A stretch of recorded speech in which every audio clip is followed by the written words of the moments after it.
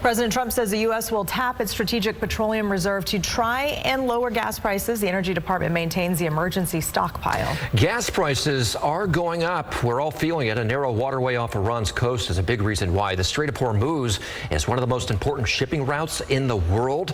About a fifth of the world's oil normally passes through it. But fighting between the U.S. and Iran is choking traffic through that strait. Iran is reportedly attacking ships and laying naval mines in the waterway. KCRA 3's Christopher Salas has reaction from the White House.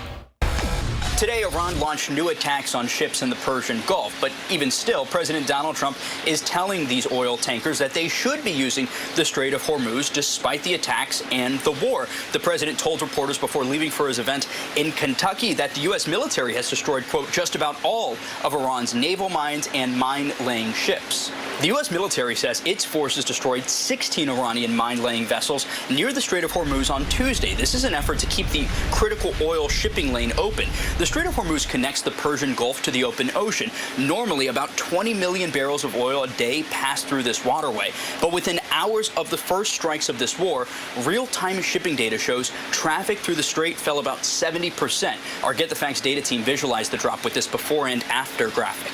Tracking data also shows more than 150 oil and gas tankers have dropped anchor in the strait, waiting to see whether the route is safe. And that's why you're paying more at the gas pump. The president's Energy Department is now forecasting that because of the war in Iran, gas prices nationwide are likely going to remain above $3 a gallon for the remainder of the year. Of course, in California, it's likely going to be much higher, suggesting that Americans aren't going to see this rapid reduction at the pump as the administration has promised.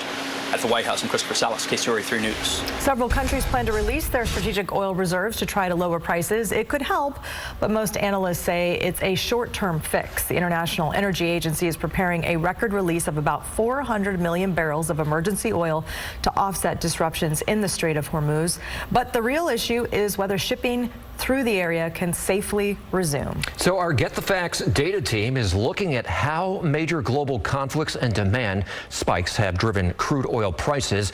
Of the 5 highest surges in the past 40 years, global conflict drove 4 of them: the Russia-Ukraine war, the Arab Spring, the Syrian civil war, and escalating tensions over Iran's nuclear program. The other spike, and the highest, was driven by growing demand for oil from newly industrialized countries like China in 2008. Analysts say oil prices, the shocks typically last 2 to 3 months, but they can for up to a year.